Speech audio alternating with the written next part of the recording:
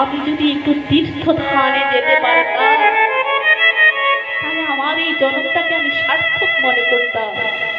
আমি যদি তীর্থে গিয়ে ওই তীর্থের মাটি আমার সঙ্গে আমার অঙ্গে যদি আমি লেপন করে হা গৌর হা প্রাণ কৃষ্ণ বলে আমি দুবোটা নয়নের জল দিয়ে ধুলার উপরে গড়াগড়ি দিতে পারতাম, তাহলে হয়তো আমার এই জনমটা আমার সার্থক হতো।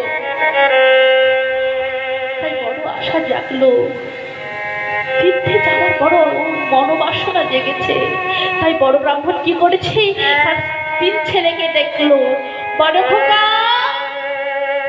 ওরে মেজ খোকা, ওরে ছোট খোকা, আয় বাবা আয়, আয় তোরা আমার কাছে তাড়াতাড়ি করে আয়। সবাই 3 ছেলেরা এসেছে। জেনে এসেছে, বলছে বাবা তুমি আমাদের ডেকেছো কেন? বড় ব্রাহ্মণ বলে উঠল, বাবা তোদেরকে আমি ডেকেছি কেন জানিস বাবা? জানিস আমি না তোদেরকে সেই ছোট থেকে বড় করেছি, তোদেরকে আমি লেখাপড়া করে চাকরি বাকরি করিয়ে দিয়েছি রে।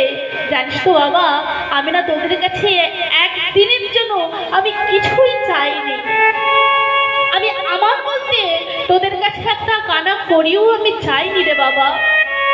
জানিস খোকা, এই বৃদ্ধ বয়সে আমার একটা বড় আশা জেগেছে। কি আশাটা জানিস বাবা? তোরা আমায় কেউ না বলিস না রে বাবা। জানিস তো বাবা,